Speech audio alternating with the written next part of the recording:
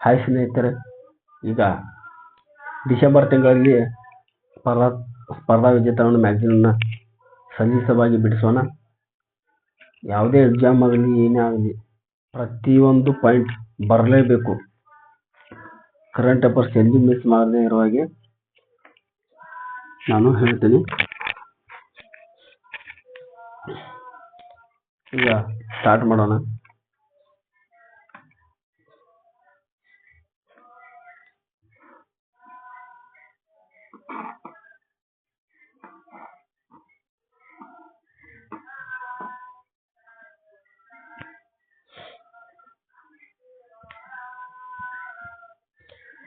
Canada ಮೂಲದ Britain ಲೇಖಕ David ಜಲೈ ಅವರ ಫ್ಲೇಶ್ ಕಾದಂಬರಿಗೆ 2025ರ ಸಾಲಿನ ಬೂಕರ್ ಪ್ರಶಸ್ತಿಯನ್ನು ಪಡೆದಂತವರು. ಏನು ಬೂಕರ್ ಪ್ರಶಸ್ತಿ? ಡೇವಿಡ್ ಜಲೈ ಫ್ಲೇಶ್ ಎಂಬುದು ಕಾದಂಬರಿ.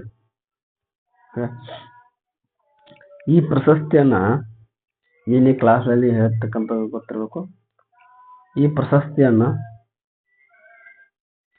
ಯಾರಿಂದ ಪಡೆದರು? ಸಮಂತಾ ಹಾರ್ವೆ ಅವರಿಂದ ಪಡೆದರು. ಈ ಪ್ರಶಸ್ತಿಯ ಮೊತ್ತ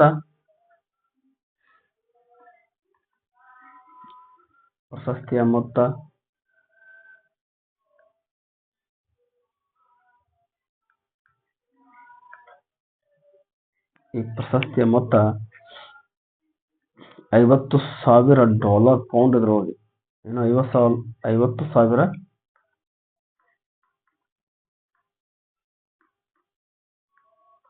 ಪೌಂಡ್ ಅಂದ್ರೆ ಎಷ್ಟಪ್ಪ ಅಂದ್ರೆ ಸುಮಾರು 58.25 ಲಕ್ಷ ರೂಪಾಯಿ. ಏನು 58.25 ಲಕ್ಷ ರೂಪಾಯಿ.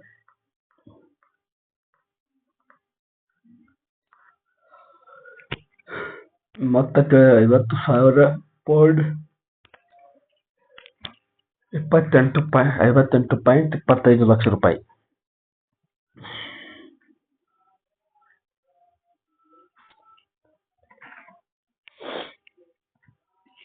ಈ ಕಾದಂಬರಿ ಬಗ್ಗೆ ಅಂದ್ರೆ ಫ್ಲೇಶ್ ಕಾದಂಬರಿಯು ಹಂಗೇರಿಯ ಬಡತನದಿಂದ ಲಂಡನ್ ಸಂಪತ್ತಿಗೆ ಮನುಷ್ಯ ಪ್ರಯಾಣ ಸಾಗುವ ಬಗ್ಗೆ ಹೇಳ್ತೈತಿ. ಅಂದ್ರೆ ಹೇಳುತ್ತೆ ಏನಪ್ಪಾ ಅಂದ್ರೆ ಫ್ಲೇಶ್ ಕಾದಂಬರಿ ಯಾವುದರ ಬಗ್ಗೆ ಹೇಳುತ್ತದೆ ಅಂದ್ರೆ ಹಂಗೇರಿಯ ಬಡತನದಿಂದ ಲಂಡನ್ನ ಸಂಪತ್ತಿನ ಮನುಷ್ಯನ ಪ್ರಯಾಣ ಸಾಗುವ ಬಗ್ಗೆ ಹೇಳುತ್ತದೆ. ಈ ಕಾದಂಬರಿ ಮಹತ್ವಾಕಾಂಕ್ಷೆಯನ್ನು ಅನ್ವೇಷಿಸುತ್ತೆ. ಡೇವಿಡ್ ಜಲೈ ಅವರ 6ನೇ ಕಾದಂಬರಿ ಇದು. ಎಷ್ಟನೇ ಕಾದಂಬರಿ? 6ನೇ ಕಾದಂಬರಿ ಇದು.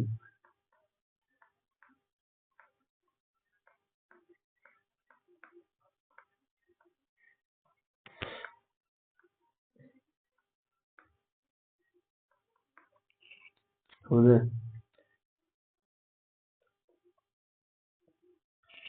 ಇದು 2ನೇ ಬಾರಿಯೂ ನಮ್ಮ ಭಾರತದ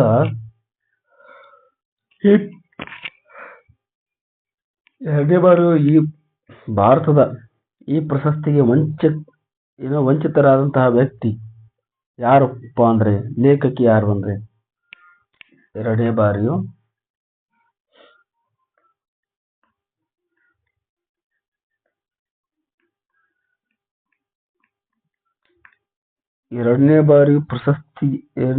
ಬೂಕರ್ ಪ್ರಶಸ್ತಿಗೆ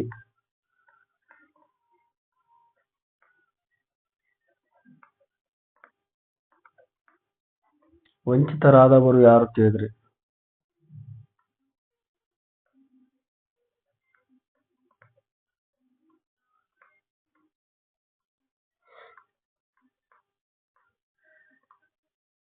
ವಂಚಿತರಾದವರು ಕಿರಣ್ ದೇಸಾಯಿ, ಭಾರತದ ಲೇಖಕಿ.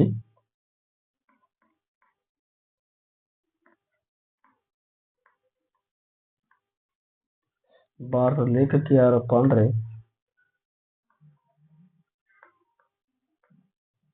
ಕಿರಣ್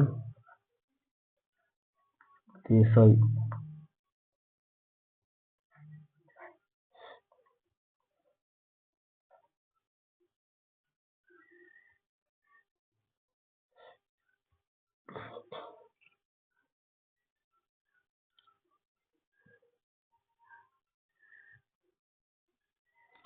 ಕಿರಣ್ ದೇಸಾಯಿ ಅವರ ಕೃತಿ ಯಾವುದಾಗಿತ್ತು?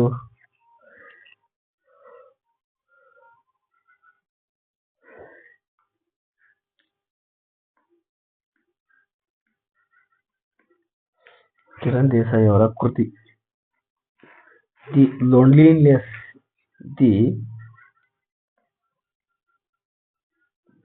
ಲೋನ್ಲಿ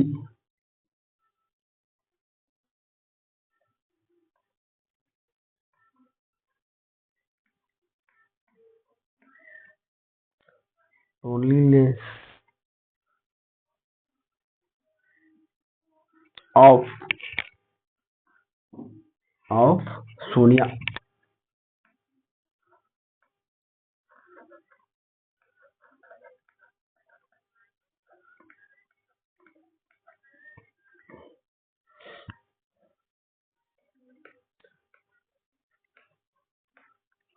ಆಫ್ ಅಂಡ್ ಸನ್ನಿ.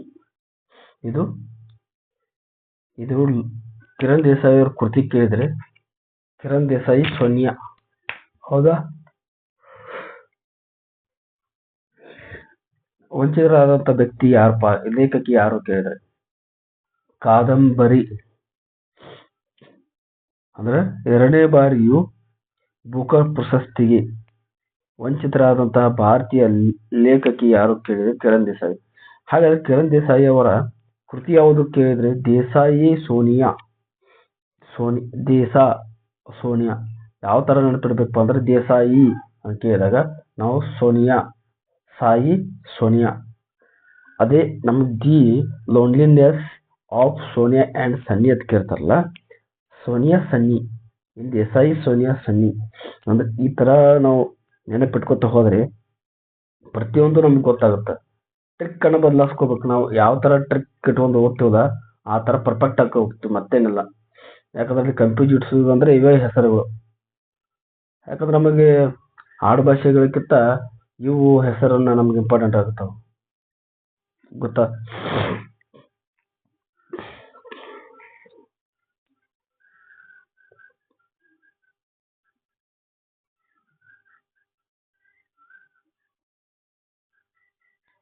ಮತ್ತೆ ಇವರು ಇನ್ನೊಂದು ಏನಂದ್ರೆ 2006ರಲ್ಲಿ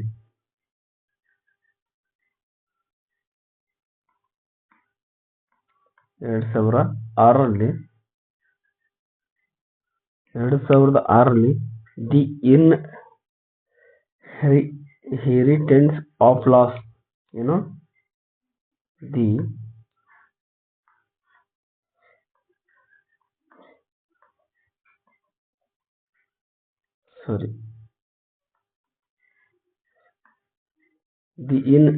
ಇನ್ಹೆರಿಟೆನ್ಸ್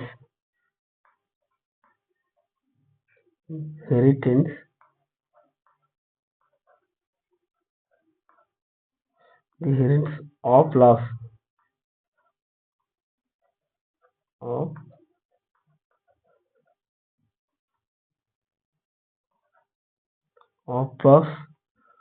ಈ ಕೃತಿಗೆ ಬೂಕರ್ ಅವಾರ್ಡ್ ಅನ್ನು ಪಡೆದಂತ ವ್ಯಕ್ತಿ ಯಾರು? ಕಿರಣ್ ದೇಸಾಯಿ 2006ರಲ್ಲಿ. ಇದು ಎಷ್ಟನೇ ಕೃತಿಯಾಗಿತ್ತು?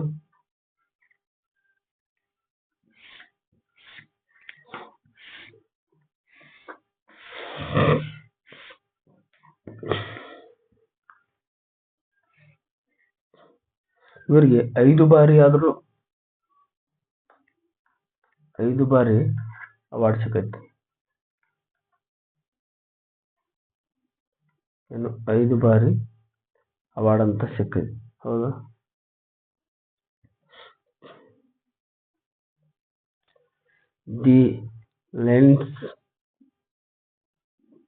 The loneliness of the Sonia and Sunny ಈ ಪ್ರಶಸ್ತಿ ಕಿರಣ್ ದೇಸಾಯಿ ಅವರಿಗೆ ಪಡೆದಂತ ಕೃತಿಯಾಗಿದೆ.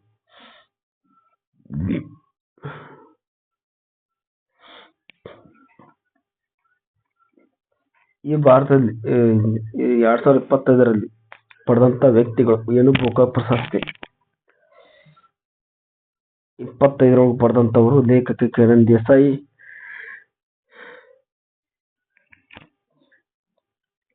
ಅಮೇರಿಕನ್ ಕೊರಿಯನ್ ಲೇಖಕಿ ಚೋಯ್ ಫ್ಲಾಶ್ಲೈಟ್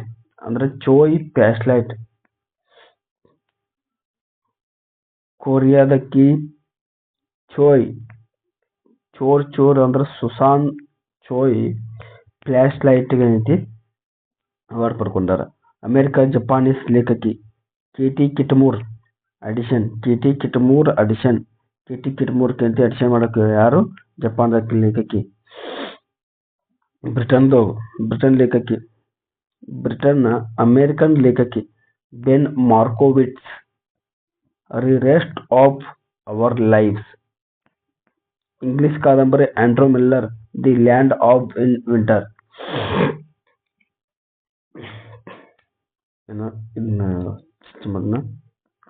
ಭಾರತ ಲೇಖಕಿ ಗೊತ್ತಾಯ್ತಾ? ಅಮೇರಿಕನ್ ಕೊರಿಯನ್ ಲೇಖಕಿ ಏನು?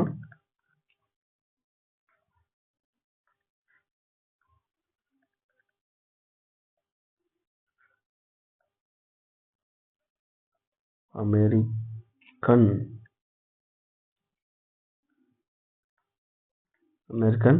ಕೊರಿಯನ್ ಲೇಖಕಿ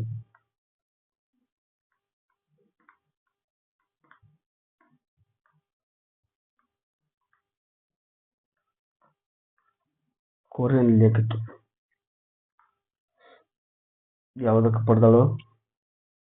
ಇವಳು ಯಾರು? ಸುಸಾನ್ ಚೋಯ್.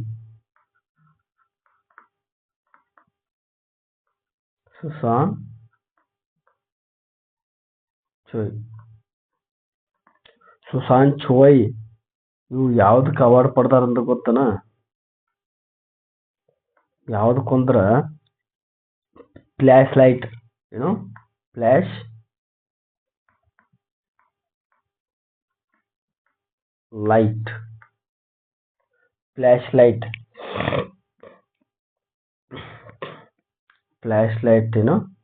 ಅವಾರ್ಡ್ ಪಡ್ದಾರೆ. ಯಾರು? ಅಮೇರಿಕನ್ ಕೊರಿಯನ್ ಲೇಖಕಿ.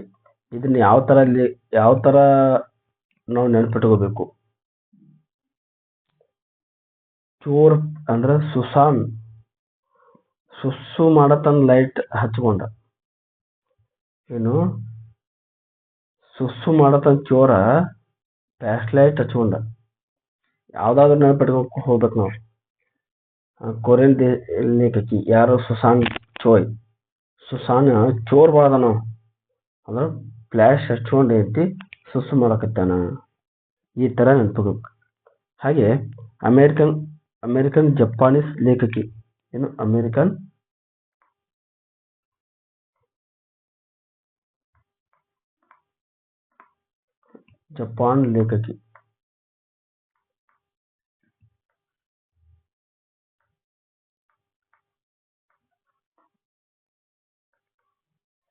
ಜಪಾನ್ ಲೇಖಕಿ ಯಾರು? ಕೆಟಿ ಕಿಟ್ಮೂರ್. ಏನು? ಕೆಟಿ ಕಿಟ್ಮೂರ್.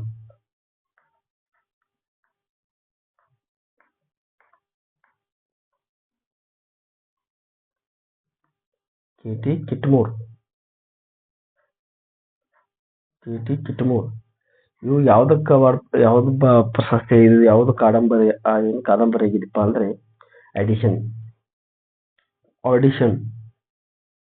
ಕೆಟಿ ಕಿಟಮೂರಿ ಆಡಿಷನ್ ಮಾಡಕ್ ಹೋಗ್ಯಾರ ಅವ್ರು.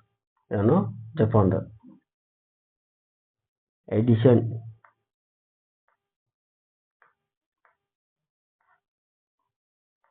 KT Kitamura edition. ಹಾಗೆ ಬ್ರಿಟನ್ ಅಮೇರಿಕನ್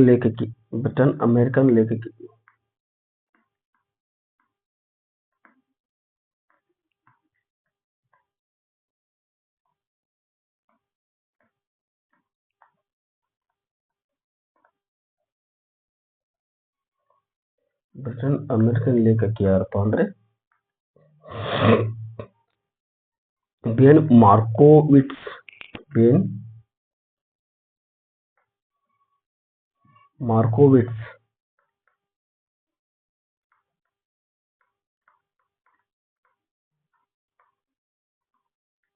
ಬೆನ್ ಮಾರ್ಕೋವಿಟ್ಸ್ ಅವರು ಕೃತಿ ಯಾವ್ದಾಗಿದೆ ಅಂದ್ರೆ ಅದು the rest of our life. The rest the rest the rest of the rest of our life our lifes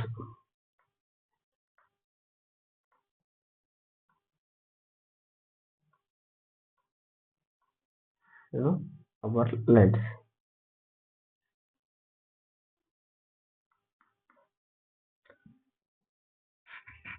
Ben Markovits ವಿಟ್ಸ್ ಅಂದ್ರೆ ಲೈಫ್ಸ್ ಅಂದ್ರೆ ಇವ್ರ ಕೃತಿ ವಿಟ್ಸ್ ಲೈಫ್. ಹೌದಾ. ಹಾಗೆ ಇಂಗ್ಲಿಷ್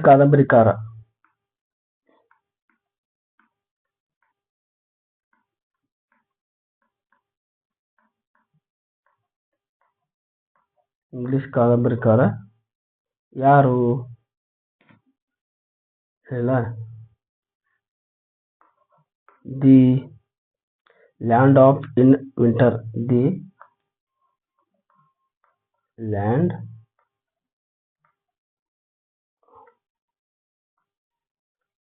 ಆಫ್ ಇನ್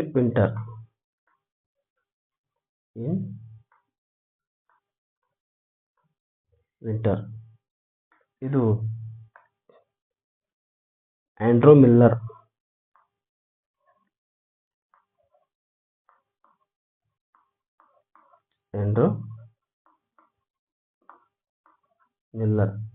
ಏನಪ್ಪಾ the land of in winter ನ English ಕಾದಂಬರಿಕಾರರಾದಂತಹ Andrew Miller ಅವರು ಕಾದಂಬರಿಯಾಗಿದೆ.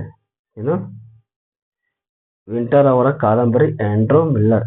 ವಿಂಟರ್ ಆಂಡ್ರೂ ಇದೇ ತರ ನೆನ್ಪಿಟ್ಕೋಬೇಕು. ಹೌದಾ. ಇಲ್ಲಿ ನೋಡಿ, ಅಮೆರಿಕ ಕೊರಿಯನ್ ಲೇಖಕಿ ಯಾರಪ್ಪ? ಸುಸಾನ್ ಚೋಯ್. ಫ್ಲಾಶ್ ಲೈಟ್ ತಗೊಂಡು ಸುಸು ಮಾಡಕತ್ತಾರಪ್ಪ ವಿಚಾರ ಮಾಡ್ಕೋಬೇಕು ನಾವು. Flash light. ಕೇಟ್ ಕಿಟ್ಮೂರ್ ಅಂದ್ರೆ ಅವ್ರ ಅಡಿಷನ್ ಮಾಡಕ್ ಅಡಿಷನ್ ಮಾಡಕತ್ತಾರ. ಅಮೆರಿಕದ ಜಪಾನ್ ಲೇಖಕಿ ಅವರು. ಬ್ರಿಟನ್ ಅಮೆರಿಕನ್ ಲೇಖಕಿ ಬೆನ್ ಮಾರ್ಕೋವಿಟ್ಸ್ ಅವರು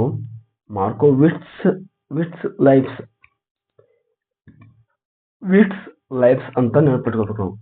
the rest of our lifes. ಹಾಗೆ ಇಂಗ್ಲಿಷ್ ಕಾದಂಬರಿಕಾರರಾದಂತಹ the land of in winter ಅವರು ಆಂಡ್ರೂ ಮಿಲ್ಲರ್ ಅಂತ ಹೆಸರು. ವಿಂಟರ್ ಅವರ ಹೆಸರು, ಆಂಡ್ರೂ ಮಿಲ್ಲರ್ ಅವರ ಕಾದಂಬರಿ. ಹಾಗೆ ಬೂಕರ್ ಪ್ರಶಸ್ತಿಯ ಒಂದು ಸ್ವಲ್ಪ ಮಾಹಿತಿ ಕೇಳೋಣ.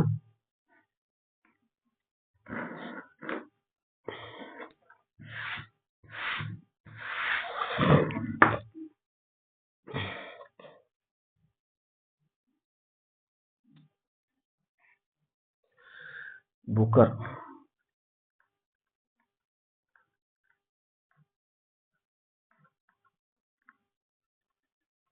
ಯಾವುದಕ್ಕೆ ಸಂಬಂಧಪಟ್ಟದ್ದು? ಸಾಹಿತ್ಯಕ್ಕೆ ಸಂಬಂಧಪಟ್ಟದ್ದು. ಸಾಹಿತ್ಯ. ಬೂಕರ್ ಪ್ರಶಸ್ತಿ ಸಾಹಿತ್ಯ. ಇದು ಯಾವುದಕ್ಕೆ ನೀಡ್ತಾರ ಅಂದ್ರೆ ಇದು ಇಂಗ್ಲಿಷ್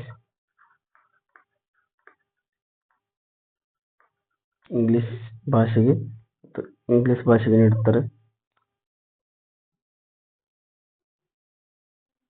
ಇದು ಯಾರಿಗೆ ಸಂಬಂಧಪಟ್ಟದ್ದು? 2013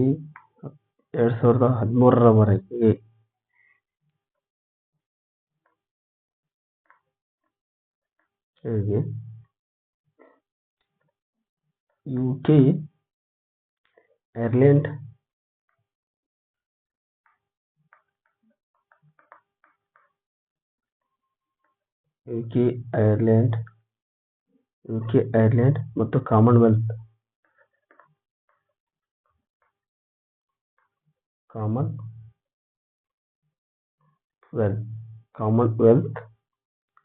ಲೇಖಕರಿಗೆ ಸೀಮಿತವಾದದ್ದು. ಇಂಗ್ಲಿಷ್ ಸಂಬಂಧಪಟ್ಟದ್ದು 2013ರಲ್ಲಿ UK, ಐರ್ಲೆಂಡ್, ಕಾಮನ್ವೆಲ್ತ್ ಇವು ಸಂಬಂಧಪಟ್ಟದ್ದು. 2014ರಲ್ಲಿ ಯಾವುದೇ ದೇಶದ ಸಾಹಿತಿಗಳಿಗೆ ಸಂಬಂಧಪಡ್ತದೆ. ಮೊದಲ ಪ್ರಶಸ್ತಿ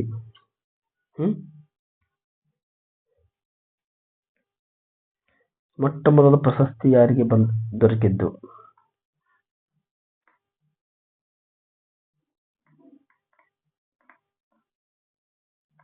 ಮೊದಲು ದೊರಕಿದ್ದು ಯಾರಿಗೆ? 1969 PH ನ್ಯೂಬೈ.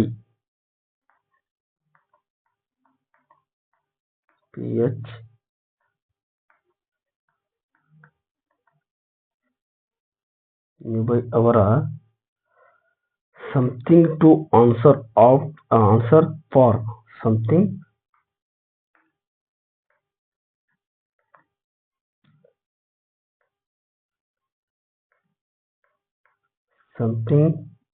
ಟು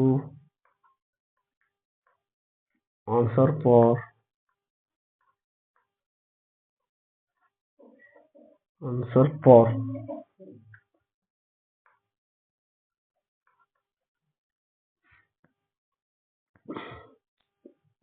ಫಾರ್ ಕಾದಂಬರಿಗೆ ದೊರಕಿದ್ದು.